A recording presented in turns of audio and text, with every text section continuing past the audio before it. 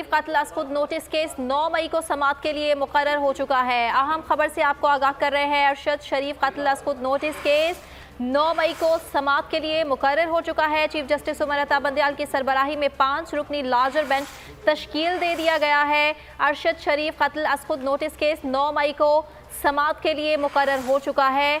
अहम खबर है, लेटेस्ट अपडेट आपको दे रहे हैं। चीफ जस्टिस उमर अता बंदियाल की सरबराही में 5 रुकनी लार्जर बेंच समाअत करेगा। अरशद शरीफ कत्ल अज़ खुद नोटिस केस 5 रुकनी लार्जर बेंच तश्कील दे दिया गया है। जस्टिस उमर अता बंदियाल की सरबराही में 5 रुकनी लार्जर बेंच तश्कील दे दिया गया है। अरशद शरीफ के कत्ल का ये मामला है। आपको बताएं, कत्ल अज़ खुद नोटिस केस 9 मई को समाअत के लिए मुकर्रर कर दिया गया है।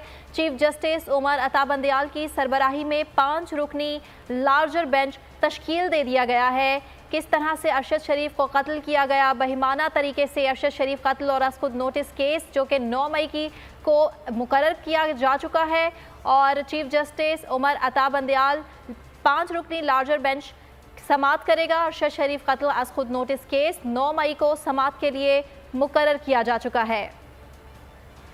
अरशद शरीफ कत्ल केस के हवाले से आपको अपडेट कर रहे हैं। अज़ खुद नोटिस केस 9 मई को समाअत के लिए मुकर्रर किया गया है। अरशद शरीफ कत्ल अज़ खुद नोटिस केस है, ये 9 मई को समाअत के लिए मुकर्रर किया जा चुका है। चीफ जस्टिस उमर अता बंदियाल की सरबराही में 5 रुकनी लार्जर बेंच समाअत करेगा। अरशद शरीफ कत्ल अज़ खुद नोटिस केस 9 मई को समाअत के लिए मुकर्रर किया जा चुका है। बड़ी खबर आप तक पहुंचा रहे हैं। अरशद शरीफ को कत्ल किया गया, अज़ खुद नोटिस केस 9 मई को समाअत के लिए मुकर्रर किया जा चुका है।